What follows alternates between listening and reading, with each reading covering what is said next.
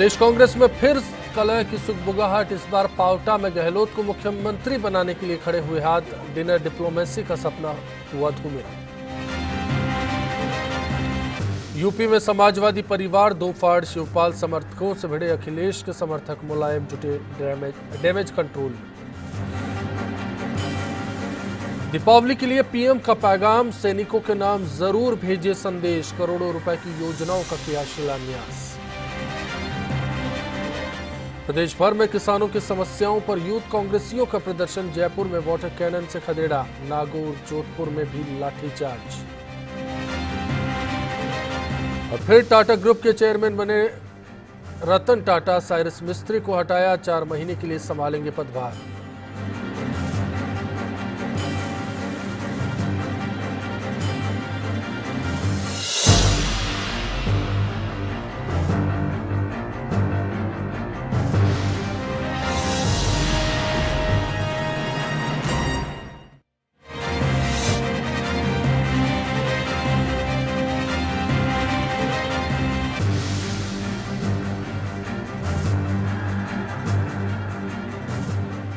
नमस्कार, मैं अश्विनी। यूपी में समाजवादी पार्टी के कुनबे में कलह पर चर्चे जाहिर हैं। इस बीच राजस्थान की कांग्रेस में हाथ खड़े करने से लेकर डिनर डिप्लोमेसी जैसे अंदाज अंदर की सियासत को पूरा गरमा चुके हैं। इन हालात में एक सवाल है जो इन दिनों फिर से कांग्रेसियों की जुबान पर आम हो चला है। अगर चुनाव हुआ तो क्या अशोक गहलोत मुख्यमंत्री होंगे या फिर सचिन पायलट? पार्टी आलाकमान ही फैसला करेगा या फिर पार्टी के विधायक दल की तस्वीर को तय करने वाली होगी? हालांकि इस मसले पर तस्वीर साफ नहीं है, पर लगता है कि कांग्रेस के कुनबे में शुरू हुई कलह का दौर तेज होने वाला है। इस बीच सचिन पायलट और अशोक गहलोत के बीच समर्थकों तक कोल्ड वार का असर भी दिखने लगा। इन हालात में आलाकमान से लेकर प्रदेश प्रभारी गुरदास कामत तक की कोशिशों को क्या अब हश्र होगा और किस तरह से इनको रंग देखने को मिलेगा? क्या बेअसर होती इन कोशिशों का कहीं कोई असर अब आएगा सामने? तफसील से बात करेंगे आज शाम बिग फाइट लाइव में। साथ ही होगी आपकी राय खास मेहमानों के साथ।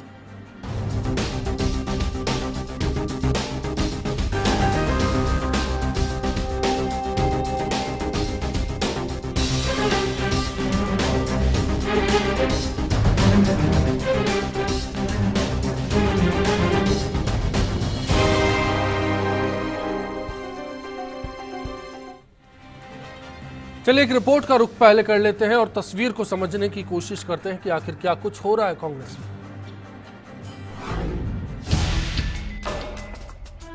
राजस्थान कांग्रेस में एक बार फिर सिर फुटावल सामने आने लगी है।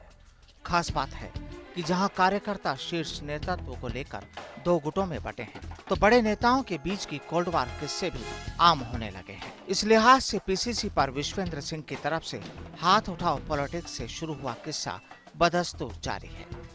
इस बार जयपुर के पावटा में हुए पार्टी के कार्यक्रम में अगले मुख्यमंत्री के तौर पर पूर्व मुख्यमंत्री अशोक गहलोत को प्रोजेक्ट करने के लिए हाथ खड़े करवाने की बात सामने आई। खास बात है कि कार्यक्रम के दौरान नेता प्रतिपक्ष रामेश्वर डूडी और पूर्व केंद्रीय मंत्री लालचंद कटारिया भी मौजूद थे। ऐसे में पार्टी के गलियारों में इस कार्यक्रम के साथ ही कोल्ड वार के तेज होने के कयास लगाया जाना शुरू हो चुका है। दूसरी ओर पार्टी प्रदेशाध्यक्ष सचिन पायलट और पूर्व मुख्यमंत्री अशोक गहलोत का इन दिनों एक कार्यक्रम के दौरान न आना भी चर्चा का मुद्दा बन चुका है। बीते दिनों पीसीसी पर हुई बैठक में जहां गहलोत नहीं आए थे, वहीं बीकानेर में प्रदेश कार्य समिति की बैठक के दौरान भी गहलोत ने दूरियां रखी थी। कयासों के साथ गहलोत की नाराजगी को इस गैर मौजूदगी के कार्यक्रम से जोड़कर देखा जाने लगा है। इन सब चर्चाओं के बीच जब प्रदेश प्रभारी गुरदास कामत ने चुनाव बाद से बहुमत के आधार पर मुख्यमंत्री के चुनाव की बात की है, गहलोत को फिर से सक्रिय हो गया है, तो वहीं पायलट की तरफ से गहलोत विरोधियों को एकजुट करने की भी बातें सामने आने लगी हैं। इसी कड़ी में माना जा रहा है कि बीजेपी में चले गए कद्दावर नेता हरि सिंह को पायलट ने कांग्रेस में वापसी के लिए तैयार कर लिया है। माना जा रहा है कि 27 अक्टूबर को डॉक्टर हरि सिंह समर्थकों के साथ राहुल गांधी की मौजूदगी में फिर से कांग्रेस का दामन थामेंगे। हालांकि सिंह दिवाली बाद जयपुर में ही एक सम्मेलन के जरिए कांग्रेस में जाना चाहते थे, लेकिन एआईसीसी ने रीता बहुगुणा के कांग्रेस छोड़ने के काउंटर के चलते 27 अक्टूबर को ही ज्वाइनिंग का कार्यक्रम तय कर दिया। ऐसे हालात में हरेंद्र मिर्धा और सुभाष महरिया का भी जल्द कांग्रेस से जुड़ने का कार्यक्रम तय माना जा रहा है। खासतौर पर हरि सिंह का आना पार्टी के भीतर कई तरह बहस छेड़ चुका है। हाल में वापसी के मुद्दे से जुड़े एक सवाल और जाट वोट बैंक की नाराजगी पर सिंह ने बेबाकी से कहा था कि जाट कांग्रेस के साथ है, न कि गहलोत और पायलट के। पर यह बात उनकी तरफ से इशारा ही समझी जा रही है। बीते विधानसभा चुनाव में समझा जाता है कि जाट समुदाय की नाराजगी का खामियाजा प्रदेश कांग्रेस को 21 सीटों पर सिमट कर उठाना पड़ा था। नागौर जैसे गढ़ में पार्टी सारी सीटें हार गई, तो शेखावाटी और मारवाड़ की दूसरी परंपरागत सीटों पर भी खासा नुकसान हुआ था। ऐसे में पायलट के लिए इस बार हर कदम फूंक फूंक कर रखने वाला होगा। जिस तरह एक दौर में सीपी जोशी ने खुद को गहलोत का फॉलोअर न बताकर साथ ही बताते हुए मुख्यमंत्री पद के लिए चुनौती पेश की थी, उसका हश्र भी सबके सामने है। वक्त वक्त पर पायलट की जमीनी पकड़ न रखने जैसी कमजोरियों पर सवालों का भी पीसीसी चीफ को ख्याल है, तो दूसरी तरफ गहलोत खुद को सक्रिय रखते हुए पूरे प्रदेश के दौरे कर रहे हैं।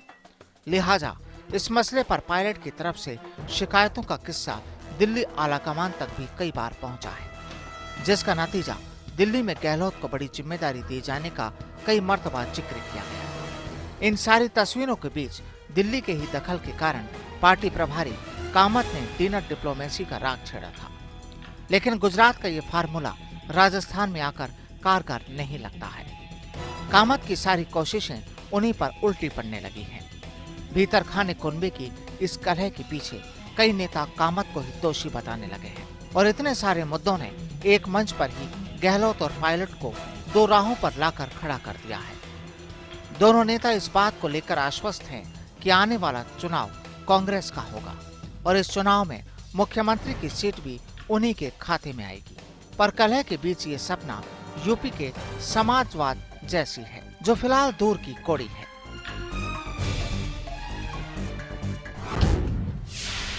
जाहिर है सवाल कांग्रेस का है, और इस बीच कांग्रेस की तस्वीर क्या कहती है? गहलोत और पायलट के बीच क्या कोल्ड वार जारी है? firstindianews.com पर आप अपनी राय हम तक पहुंचा सकते हैं। साथ ही फेसबुक या फिर ट्विटर पर भी ये बता सकते हैं कि इस सवाल पर आज आपने क्या सोचा। पावटा में हुए कार्यक्रम में अशोक गहलोत को अगला मुख्यमंत्री बताते हुए उनके समर्थन में हाथ खड़े किए गए। जाहिर है नेता प्रतिपक्ष मौजूद थे, पूर्व केंद्रीय मंत्री मौजूद थे, स्थानीय विधायक मौजूद थे। ऐसे हालात में सवाल पीसीसी के हलकों से ही शुरू हो गए। तफसील से चर्चा का दौर शुरू करेंगे। बातचीत के लिए फिलहाल हमारे साथ स्टूडियो में बीजेपी विधायक अलका सिंह जी मौजूद हैं। कुछ ही देर में ज्योति खंडेलवाल जी कांग्रेस से हमारे साथ जुड़ेंगी। विश्लेषक मानचंद खंडेला साहब हमारे साथ हैं, साथ ही वरिष्ठ पत्रकार श्याम सुंदर शर्मा जी बातचीत में हमारे बीच मौजूद है। श्याम जी, आज इस चर्चा का दौर मैं आपसे शुरू करना चाहूँगा। राजस्थान कांग्रेस में यूथ कांग्रेस का प्रदर्शन आज था जिस पर बात हो सकती थी, लेकिन एक तस्वीर इससे अलग जाकर 27 तारीख को देखने को मिलेगी जब हरि सिंह कांग्रेस को ज्वाइन करेंगे। कहा जाता है कि गहलोत के विरोधी फिर से एकजुट होने लगे हैं। क्या ये तस्वीर आने वाले वक्त में कांग्रेस को बदलने का या बदलती कांग्रेस का इशारा करती है? अश्विनी जी, क्योंकि ये बात तो सही है कि डॉक्टर हरि सिंह गहलोत विरोधी रहे हैं, और जाति जब पार्टी उन्होंने छोड़ी थी तो उन्होंने भी जिस प्रकार के आरोप गहलोत पर लगाए थे और उनको टिकट नहीं मिला था, चले गए थे। अब क्योंकि गहलोत के बजाय सचिन पायलट किस प्रकार से मजबूत हो और केंद्रीय नेतृत्व के सामने ये कैसे जताया जाए कि हम किस जाट नेता को ला रहे हैं, इनका बहुत बड़ा आधार तो नहीं है। ये खुद एक अच्छे डॉक्टर के रूप में तो काम करते थे जयपुर में, लेकिन ये कितने पार्टी के लिए साबित अच्छे होंगे या होंगे, लेकिन इनको प्रायोजित तरीके से 27 तारीख को एआईसीसी में जो इसका संकेत है कि क्या अब जो गहलोत विरोधी जाट राजनीति राजस्थान में एक परंपरा के रूप में देखने को मिली है, वो कहीं एकजुट हो रही है। हरि सिंह के बहाने सुभाष महरिया भी आएंगे, हरेंद्र मिर्धा फिर से सक्रिय हो गए और धीरे धीरे ये कुनबा बढ़ता रहेगा। देखिएगा, ये तो बात सही है कि यहाँ जाटों की स्थिति पहले बीजेपी के साथ प्रबल हो गई थी और बीजेपी में करीब 32 जाट विधायक जीत के आ गए थे। अब क्योंकि कांग्रेस के अंदर पहले 38 करीब विधायक हुआ करते थे जाट, अब उनकी संख्या कमी हुई है। जाटों के प्रति जिस प्रकार का भाव बीजेपी ने दिखाया था, क्योंकि जब अटल बिहारी वाजपेयी प्रधानमंत्री थे तो उनको ओबीसी का दिया गया था। वसुंधरा बिल्कुल जी ने- बिल्कुल, फिर वो आने जाने का सिलसिला रहा, लेकिन अब जो तस्वीर है उसमें क्या लगता है, अब जो स्थितियां हैं, हालात है, उनमें क्या लगता है कि आने वाले वक्त में बहुत कुछ दिलचस्प होगा कांग्रेस में? जो यूपी के कुनबे में कलह देखने को मिल रही है कांग्रेस के कुनबे में, वैसी कलह राजस्थान में होगी कि अगला मुख्यमंत्री कौन? क्योंकि अभी तो शुरुआत हुई है। अश्विनी जी, आपने अभी जिक्र किया कि पावटा में जिस प्रकार का माहौल देखने को मिला, उसमें कौन नेता है वो आप देख लीजिए। सीपी जोशी जी के करीब के लोग भी अगर अशोक गहलोत को वो मुख्यमंत्री के रूप में स्थापित करने की बात करते हैं, रामेश्वर डूडी खुद होते हैं। आज रामेश्वर डूडी ने किस प्रकार का ट्वीट किया, किस प्रकार की बातें कही, आपको मालूम? उन्होंने कहा कि स्वार्थों के पीछे चले गए थे बीजेपी के साथ, क्योंकि इन्होंने बीजेपी का समर्थन किया था, बीजेपी में शामिल तो नहीं हुए थे, लेकिन बीजेपी में वसुंधरा जी के पक्ष में इन्होंने प्रचार प्रसार किया था और पार्टी को डैमेज करने की कोशिश की थी। ये केवल फुलेरा से जीत के आते हैं। 3 बार विधायक रहे, एक बार उसके बाद मंत्री सीकर से सांसद रहे। और इसके इतना बड़ा आधार तो इनका नहीं है। नहीं, वोटिंग आधार की बात नहीं करता मैं इनके आने के समीकरणों की बात करना चाहूंगा। खंडेला साहब, आपका भी रुख करना चाहता हूं मैं। क्या अब इस तरह से गहलोत विरोधियों का एकजुट होना कांग्रेस के लिए कोई संकेत है? कांग्रेस में मची खलबली अब धीरे धीरे बाहर निकल कर आने लगेगी? पहले ये सवाल, फिर गहलोत पायलट पर बात करूंगा। देखिए, ये बात तो बिल्कुल तय है कि अशोक गहलोत जन नेता, मैंने पहले भी कहा था, और किसी भी हालत में हाईकमांड पायलट को नेता बनाना चाहता है और वो ये चाहता है कि आगे वाला मुख्यमंत्री उनको प्रोजेक्ट किया जाए। लेकिन मैं जो है ना, यहाँ पे आपके 2-3 बातें एक साथ आपसे मैं कहना चाह रहा हूँ कि सवाल यह रहा कि कांग्रेस जीतने की संभावना नहीं देख रही है, वो बीजेपी के हारने की संभावना, आशंकाएं देख रही है। और ये जो नकारात्मक जो राजनीति है ना, वो वास्तव में कांग्रेस को कमजोर कर रही है, एक बात।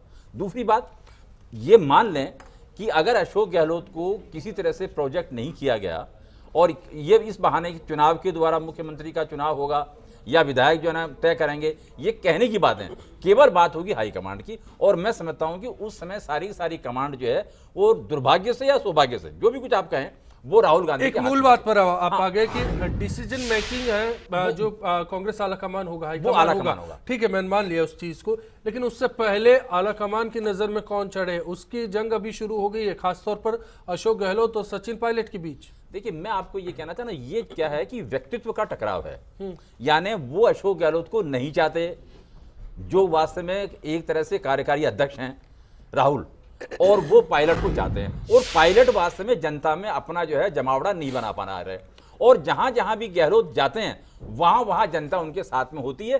और कांग्रेस में भी ज्यादा जो उनकी पेट है और जनता में उनकी पेट है। और जनता और कांग्रेस, फिर मैं कहूंगा चाहे दुर्भाग्य से सौभाग्य से, जब भी वो मुख्यमंत्री बने, बंटाधार हो गया है कांग्रेस का, लेकिन फिर भी कांग्रेसी भी और जनता भी ये समझ रही है कि आने वाला मुख्यमंत्री अशोक गहलोत होना चाहिए। और जिस तरह से वो टकरा रहे हैं, वसुंधरा जी से टकरा रहे हैं, मैं समझता हूं कि वो टकरा रहे हैं तो उनको कुछ ना कुछ तो जाना। चलिए, ये तस्वीर क्या संकेत देती है? ऐसे हालात में किस और इशारा जाता है? कुछ ही देर में ज्योति खंडेलवाल जी जुड़ जाएंगे हमारे साथ। उस बीच में अलका जी, आपसे जानना चाहूंगा कि क्या बीजेपी की सेहत पर कोई फर्क पड़ता है अगर अशोक गहलोत और सचिन पायलट के बीच कोई तकरार होती है, या फिर जाट आकर सचिन पायलट के साथ जुड़ जाते हैं तो फिर कहीं लगता है कि बीजेपी की स्थिति आने वाले चुनाव में थोड़ा खराब हो जाएगी? नहीं अश्विनी जी, बिल्कुल ऐसा नहीं है। हम समाजों की राजनीति नहीं करते, हम सर्व समाज को साथ लेकर चलने की बात हमेशा भारतीय जनता पार्टी करती है। लेकिन अगर देखा जाए तो जाट नेता जितने हमारे पास हैं उतने कांग्रेस में आज नहीं है, और वहाँ पूरी तरह से टूट है। और आश्चर्य की बात तो यह है कि विपक्ष में होते हुए इस तरह की टूट है। सत्ताधारी पार्टी होती है तो कई चीज़ें आ जाती हैं, सत्ता के लिए संघर्ष हो जाता है और भी कई इश्यूज हो जाते हैं, लेकिन विपक्ष में होते हुए इस तरह की टूटन कांग्रेस में है। मानते हैं कि आने वाली सत्ता इन्हीं की है, इसलिए संघर्ष अभी से शुरू हो जाए। नहीं, मुंगेरी लाल के सपने हैं, सपने देखने का सबको हक है, उस पर कोई चार्ज भी नहीं लगता है। लेकिन कांग्रेस की जो स्थिति है, आज हाथ खड़े करवाए जाते हैं, इनके यहाँ डिनर डिप्लोमेसी होती है, और उसका आगाज वो करते हैं जो खुद वहाँ की महाराष्ट्र की राजनीति से पीड़ित हैं।